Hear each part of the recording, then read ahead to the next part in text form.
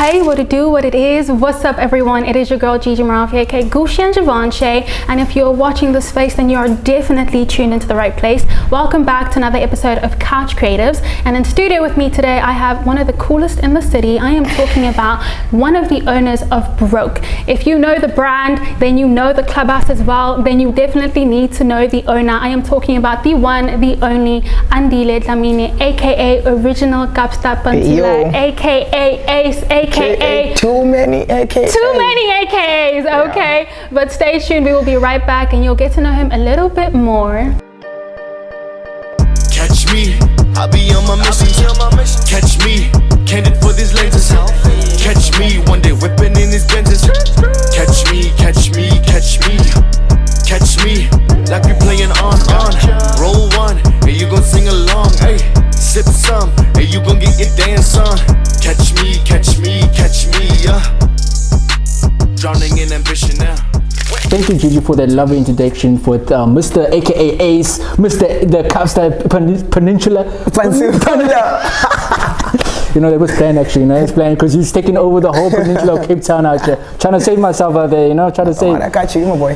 Cool. Thank you for coming on the show, Mr. Ace, Andile Dlamini. How you feeling, bro? Lovely. How you feeling? I'm feeling good, bro. I mean, you're the big boss out here, bro. Nah, you're the big boss. No, you're the big boss. No, depends where we're at. Before here, you're the big boss. Okay, fair enough. I'll take it. But shout out for coming through, you know, it's been a very momentous occasion for you to come on the show, you know, because you're doing so many incredible things on your end in the entertainment and fashion industry with your brand Broke, bro. I just want to get straight into it, bro. What inspired you to start Broke? Like, where did it all came about? Broke was inspired by our lifestyle, man. Honest truth is that Broke started because we're broke. We're a bunch of friends that were broke, and we're trying to make the most out of what we had, the little that we had. Because at the time we're staying in Kels River and we're trying to come to town, so trying to like just taking a train every now and then just to get to the heart of the city. I think Broke started because we're all just a bunch of friends that we're trying to like leverage off each other's relationships to sort of kind of like make the best out of our life. We're high school friends, cousins, some of us, some childhood friends. So we're just trying to find a way to maneuver around the city. Yeah. Sure, but I'm just thinking now, because I mean, you now obviously not broke, and you guys are not broke. You guys are not broke anymore. To live and die broke. So you must change your name to Rich now. Nah, to live and die broke. Live, die, and what? To live and die broke. Is that your guys' motto? To live? To live and die broke. Because being broke is being rebellious over conforming to expectations. That's conforming with a K. Okay, I love that. Yeah. So you guys just like, you know, you grew up in Kelsville, right? And you guys like thought about like, oh, we broke and we're like trying to get to the city and trying to like promote ourselves over there. Like, how did you like? You mentioned the story, but like how? Like, how it actually started? Started as a thrift store, man. Started as, I'm not sure if ever you are aware of my thrift store, Hopeville. So I had saved up some money, man. Like I was in. It's just you, because I know there's more than you in the. Yeah, there's more than me, but it was just me at the time. I had saved up some money, pocket money. I think I was in like second year. Saved up some money, went to the Green Parade, bought like a couple of jackets, and I had this idea that like, you know what, I'm gonna resell this thing. I'm from Joburg, so thrift is a big thing in my life. From Joburg, residing in Kels River?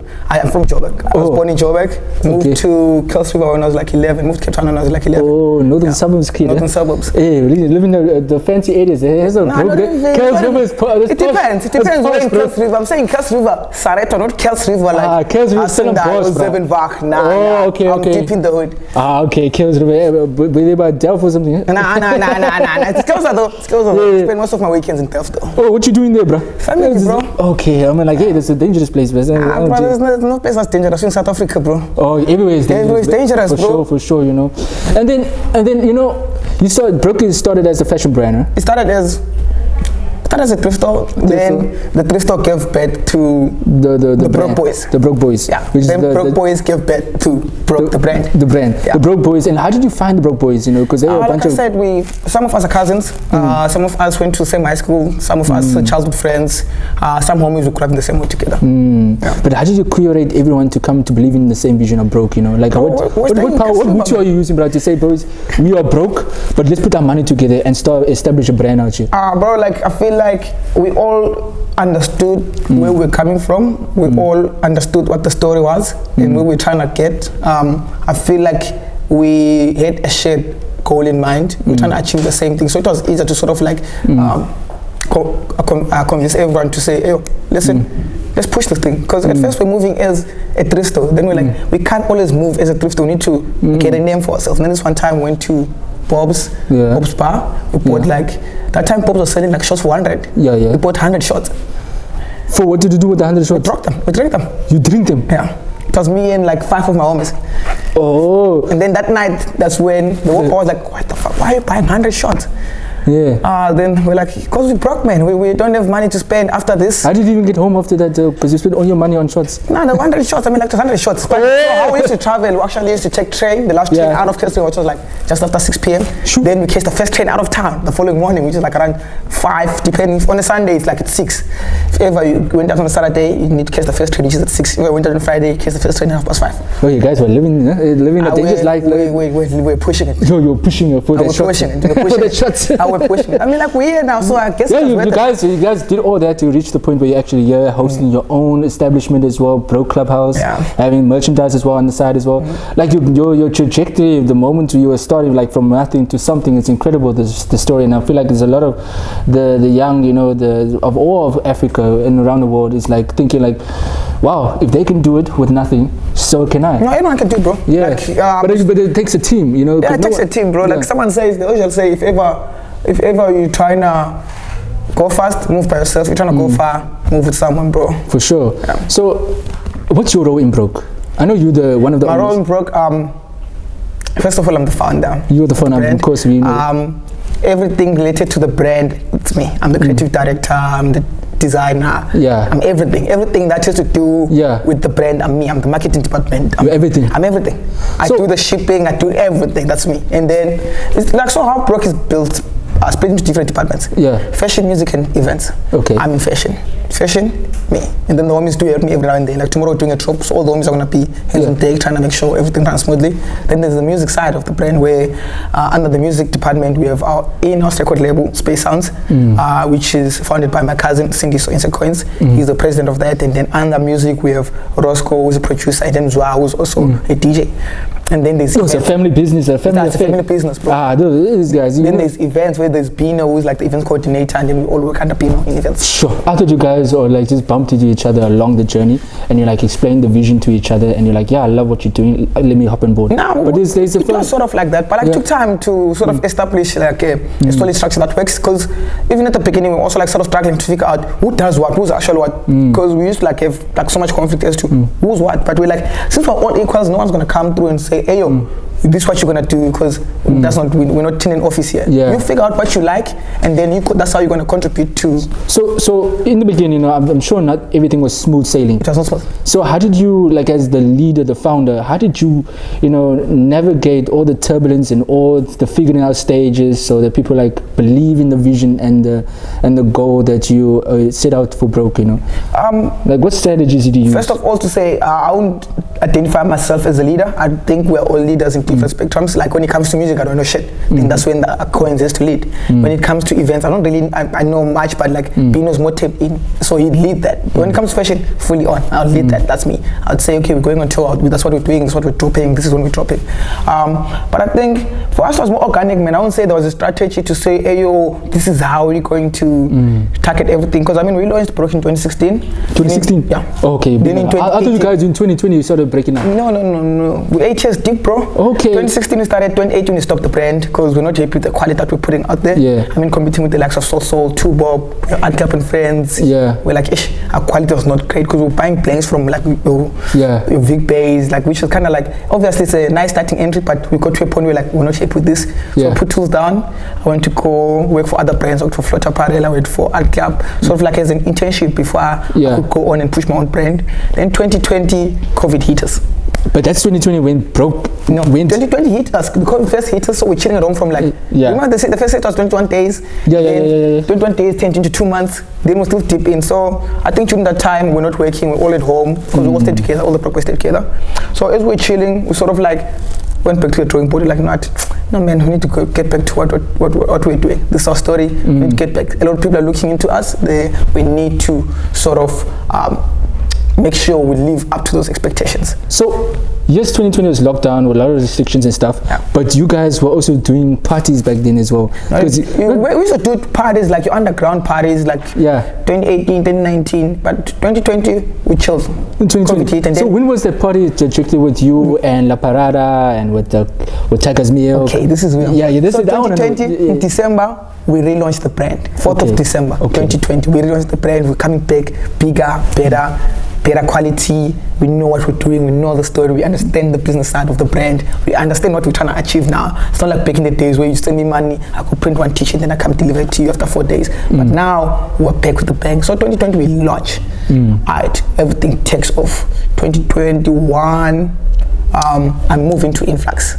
Oh, okay. A homie of mine tells me about Influx, that all this, Uncle Sam, you space, but he's just starting to get foot traffic on the site. I'm like, perfect time. I go there, Influx, I first put the thrift site, just to test the waters. I'm like, put the thrift, then start seeing foot traffic. I'm like, okay.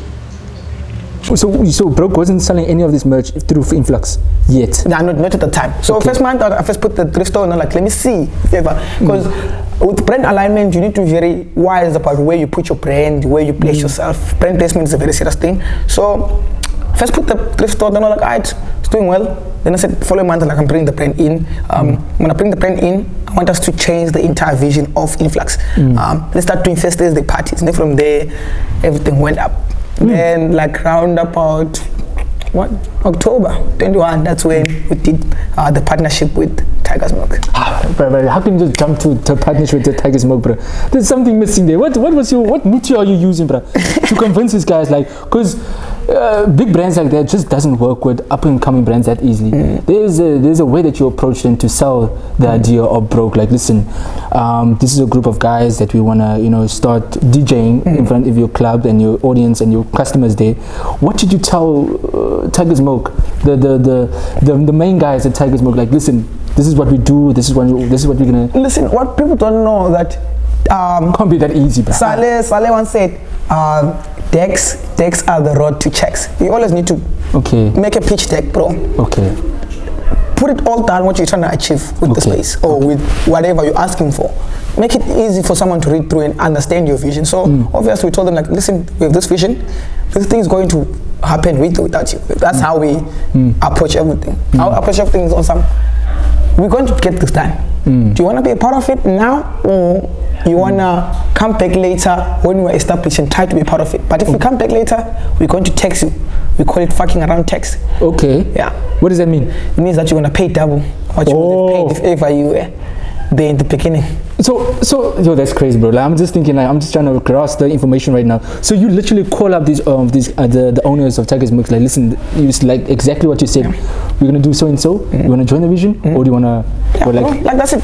Listen, email. Because nobody is like on Gmail reading a long list of information. They just wanna see numbers. They'll be like, oh, what can we get? What's our return of revenue? Yeah, I see, like with big corporates, they obviously need one thing that they desperate for. They need is you need numbers, you need community. Yeah. That's one thing that undeniable Broke has. We have a really strong backing behind us, bro. I won't lie. The people support us, the people that really fuck with us, bro. And like for us, that's what keeps us going. So if ever I can show you the numbers, I show you what I've done. The CV speaks for itself, man. The portfolio. Right now, the portfolio speaks for itself. I don't really have to try to convince. Once I have to convince you too much, already I'm like, I'm not sure if this should happen. Because, bro, you see what I'm doing? Yeah. You see the numbers. Like it's on your face. The nice thing about us is that we try document as much as we can. So you do see the numbers. You can't say I do see the numbers. You don't see the motion. The motion is undeniable. It's the most well-recognized brand now in the Cape Peninsula, Yeah, sort of kind of. In the Kaapstad, in the whole of Cape Town, but then it's going to go global soon as well. I mean, we're slowly starting the global conversation. So all this, success is not just, but like it's hard work, putting in the effort, putting into the consistency as well, and having sacrifice as well. People forget about that. And have family as well to support you, to believe in the vision and have different facets in which they can deal with, like music, fashion, and overall entertainment, So I have a question here, is that You know, when launching your first product, you know, with you started with hats. Depends when we're talking of starting. If we're talking 2016 starting, I started with tees. With t-shirts. Yeah. And then you move on to hats. I started with tees, then I moved on to hoodies. To hoodies. Yeah. Then, so now you're just going to the whole socks as well. I see them. Then when 2018 hit, then we came back. We did caps, we did shorts, we did quite a few stuff. Okay. Yeah. Now with all those products that you launched for the first time, what lessons did you learn from that experience? Bro, like I won't lie. With this industry, especially fashion, every day is a learning. Every day is a lesson. Every day of your life is a lesson, bro. For me, what I've been learning is that, like, bro, you don't really have control over everything that happens in your life. The reason why I'm saying this is because, for example, like production, you can take something in, and then when they bring it back, it's not what you were envisioning, and like in life, you need to learn to accept that. Yeah, for sure. That's one of the lessons that I've learned. Another lesson that I've learned is that as creatives, we need to understand that we are in the business of being creative. Being creative is fun, bro, but like you need to find a way to maneuver and monetize your creativity, bro. Of course. You know, like I don't want to miss this question because I'm pretty sure a lot of people are sort of thinking like, how did Broke now have its own establishment, Broke Clubhouse? How did that all start about, bro? Bro, like for me, ever since, it's always been my dream. If ever, all those that know me, they'll tell you. Yeah. Like I'm living my dream. Like everything that I achieved living a life, was part of. I've told someone maybe 4 or 5 years back, like, bro, I'm gonna do that thing. Bro, I'm gonna open a store in town. Bro, I'm gonna get a kusheshe. I'm gonna do that thing. So for me, I feel like something that has been long coming, and obviously, since 2016, bro, you need to sort of create with the brand. It's not just a t-shirt. With the brand, what you're sort of doing is like you're starting a clan, you're starting a village, a community. Yes. And for a village, for a clan, they need to have a village. So I can't always be stocking in other stores. I need to have a home where you can come through and have the full Broke experience. So the Broke Clubhouse, correct me if I'm wrong, it's by day a clothing store, and by night it's a party club. Yeah, by night it's a bar. It's a bar. Yeah. So maybe correct me, like how would you describe Broke Clubhouse for the audience out there, you know? Broke Clubhouse is a one-stop destination for the Broke experience. For the Broke experience. During the day, you come through, it's a working space, you can come through and chill, you can come through and buy a few things, you can come through and hang out with Lolo, you can come through, just hang out, bro. Like it's, we're not just into, we don't just want to sell, we just want to also come through and just have like a space where you can feel comfortable, feel welcome, meet like-minded people, other creatives like yourself. And then at night, obviously, it turns into a bar because our community. So what advice would you give? Likes to party. Come life and party. So what advice would you give like upcoming brand owners, potential club bar owners as well? How can they navigate to reach that level of like owning their own, you know, store and bar? Like have you? Bro, unfortunately, there is no manual to this thing. There is no playbook. You just do it, bro. You gotta start. Bro, how can you just do it? You gotta just do it, bro. Come on. You gotta just do it, bro. What? Okay, because I mean, the industry is also quite skeptical. The entertainment industry, especially in Cape Town, very competitive. And I'm sure like there are people who see people, like there are owners, club owners that see other club owners doing their thing. They can cause jealous and animosity, and that could lead to certain violence. You know. Don't you feel fearful? Like, hey, these guys are taking away my clients. Like, nah, I don't feel fear, bro. Broke is mafia. We have no fear. No fear. That's Navalo. That's good. I love that spirit, bro. Because I mean, it's I always thought like, you know, it's not easy to open up a bar. It's definitely not easy. We thought it at first, like, I think almost every second night after closing up from 2-3 a.m. We all come like, just why did we open a bar again? Like, remind me, why did we do this? But then we remember that we know the reason why we're doing this is that we need to always give our community an experience. A good experience. They need to always see us level up. It's pointless to support someone and then that someone does not level up. Like, what's the point of me supporting you? At some point I'm gonna get tired. Like, bro, I've been supporting you since 2016. 8 years. I need to see some sort of progress. I can't just be supporting you and I don't see any progress. That's a waste of my time. So you guys all came together and it's like, hey, let's cop money together and buy this place. And it doesn't work like that. This one, you got some things to say. You don't want to share. It doesn't work like that. No, it doesn't work like that, bro. Like, I won't lie. I'm not sure if ever you are how you've been following us, but like, we've done some deals that allow us to that allowed us to obviously get that sort of enough finance to open campus. I mean, we did collab not so long ago with our first big collab was with Heineken for Arise. Then we did All Khaki. Then now we're doing Clip Drift Family. Obviously, you're making money from that. So so it wasn't like free gigs? No, free gigs, bro. So wasn't it like, we're gonna do collaboration with you just to get the brand out there? No. So it's actually paid? Yeah, it's gotta be paid, because one thing that you need to understand is that those type of collaborations sort of can make or break the brand. So you need to be very clever about it. It needs to be worth it. That's why. How do you know now? Sorry, how do you know which brand aligns with Broke? You know, like when you mention all these different brands, how do you know which one? Because you mentioned make or break a brand, and if you associate with the wrong brand, it can be damaging to your with other potential bigger brands you can work with. So how do you know? How do you strategize which brand you should work with and it's going to be beneficial? It's quite simple with that, bro. Like if ever get an email, someone's trying to do a collab with us, take it to the group chat, talk to the rest of the team. Gents, this person wants to do a collab with us, the 6 of us. So we all think about it. Yo, how do you feel about it? All put our ideas out there. Yo, I think let's do it. Yo, I'm not sure about it. One person, okay, listen, the 6 of us, let's put it out. 4 people say let's do it, we're doing it. Okay. We're moving forward. We're not gonna spend time talking about it. If 4 people say we're doing it. Okay. The other 2 now need to forget about not doing it, now say we are doing it. So doing it. So you mentioned you guys. Then also we have advisors and mentors that obviously consult to say. You do have advisors. I thought you were doing it by yourself. You can't do everything by yourself, bro. So there's an old man behind the scenes. Nah. That's like giving mentorship. There's no. It's not really. It's not always an old man. It can be.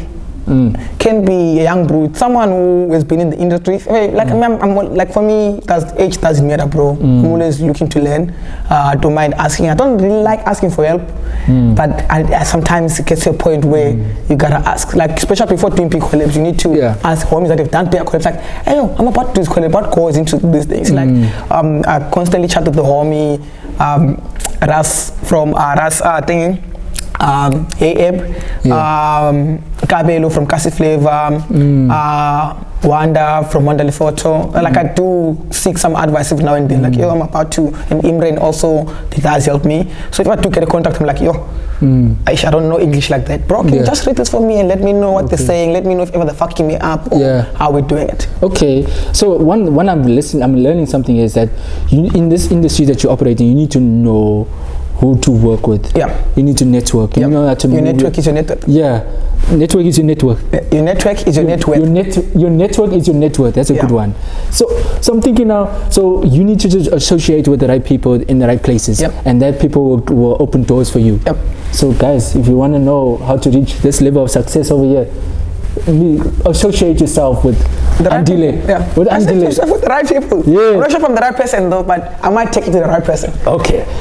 So I want to know now, since Broke is going to continue to grow and expand, what's next for Broke? You know, what's next? What are you going to open? I can't tell you, bro. Okay. If I tell you, I'll ruin it for you. It's like if I've watched a TV show and you haven't watched it, maybe I'm like on episode 3 and you're like episode 1. I can't tell you what happens on episode 2. I'm ruining for you. But we know you're moving out chain to Dubai, so something must be happening there. Dubai is my second home, bro. Okay. Well, so now I want to know, you're doing so many fashion, entertainment, you're doing parties as well. How do you find the time to balance all 3, bro, simultaneously? Like I said, there's a department, bro. I don't really have to do it all. As long as I've done my fashion, so you delegate, I'm okay. Okay. But when it comes to events, someone has to stress about that, because me, I'm stressing about fashion. You're stressing fashion. That's your department. That's my department. So you don't like, because you're like overall creative director as well, so you need to like see how things are aligned with each other as well. So I mean, it can also break your mental strength as well from different departments as well, because you can't just focus on one thing. You must just put your hands in every little thing to make sure that everything's aligned. So now, how do you find that balance, bro? Like, bro, like for me, how do you schedule your day? Let's put it in that way. You know, like what's your I'm flopping with that. With scheduling, I'm flopping with scheduling. I'm really. So just go with the flow. I'm flopping, bro. I'm trying to get better at it. I'm trying to use my calendar more often, but I'm flopping. But how I find balance, bro, the thing is also, you see, when you enjoy what you do, you don't really see it taking a toll on you. Like I enjoy what I do, bro. Like I couldn't have done anything. Instead I'm doing this, so I'm doing a 9 to 5, and rather catch me dead. or in jail. So what? So were you self-taught with this whole creative aspect, you know, or did you go to learn somewhere? I started business management in CPT. So 2015. This guy has business knowledge. That's and then, but I dropped that. But you still have some form of knowledge, bro. I dropped that. Like me working at Art Club during 2018, 2019, working at Flota Parel. I think that was sort of my internship. And my brothers before me, Andile, used to run a brand back in the days, 2010, 2011. Three more questions. So how do you ensure Broke stands out from all the other brands that's in the fashion industry, bro? The story is different. The story is different. Everybody says, we are different, but what makes you different, bro? You can't just give us. What makes us different is that first of all, we do cool shit, bro. Dope shit. We do dope shit. Okay. Broke is more than just a brand. That's what separates us from most. We do events, we do music, so that's our one up that we have against other brands. You're doing that as well. And then, what role does innovation play in your business, and how do you foster creativity within your team? Bro, like for us, innovation is vital for anyone in any industry. Like I said, we need to see a sort of growth in your life. We need to see you improve. We need to see you upskilling. We need to see that. But like our own life, for us, how we stay creative, I feel like our creative juices flow because we all live together, man. So besides Musa, so 5 of us live together. 6 Broke Boys. So 5 of us live together. So we constantly in tune. We constantly flowing each other. Maybe Coins is hooked on something. Then we're like, yo, what's that? That's kind of cool. Let me hop onto it. Maybe Pino's listening to new music. I'm like, oh, that's kind of cool. Let me hop onto it. Maybe Slow's watching a new TV show. Or I think that's how we keep ourselves creative. Just being around each other. Being around other creatives. Sharing ideas, bumping each other. Being in the ecosystem of other creatives. I feel like that's where the creative juices come from. Okay. So this is a very important question. I need to get it out. Like, what is the biggest risk that you took, you know, during your tenure in Broke, bro? The biggest risk that I took was... And what is the biggest failure as well that you learned from that risk? Biggest risk, bro, for me was like dropping out. Your parents would have been like, hey, if you don't find anything, my mom's a teacher, bro, so she was paying for it. Worse. So like, I dropped out first, but I didn't tell her. I was like, I was just chilling, like just trying to figure out my plan in my life. I was like, how am I going to tell this lady that I just dropped out? Did I just ruin your money? But like, let me figure out my plan, then I'm gonna get back to you. I feel like my biggest risk for me was dropping out. And also starting a brand on its own is a risk. Starting a business, that's a risk. And that's what an entrepreneur does. Entrepreneur is the person who takes the risk to see it through. Biggest failure? Damn. Man, I never lose, man. You keep on winning, eh? I keep on winning, You keep on winning. No failures whatsoever. Like I can't think of any at the moment, but I'm sure there are definitely some. Okay, my last question is, because I can go on, but I feel like we press on time, is that for young aspiring entrepreneurs out there, what advice would you give to them? You know, what is the biggest advice that you can give? Once again, you can't expect to just do it, bro. I'm sorry. You just do it. You gotta do it, bro. It's not easy, bro. Bro, it's not about easy. If it's easy, then everyone else do it. It's not meant to be easy. Farid once said on one of his interviews, said, there's no best kept secret, bro. You keep doing your shit. If you ever stop, trust me, someone is gonna notice. Someone is going to realize. Someone is going to know that there is someone out there doing cool shit. Okay. So keep on doing it. Keep on doing yourself. Stick true to yourself. Align yourself with the right people. Go out there. Touch some grass. Sure, bro.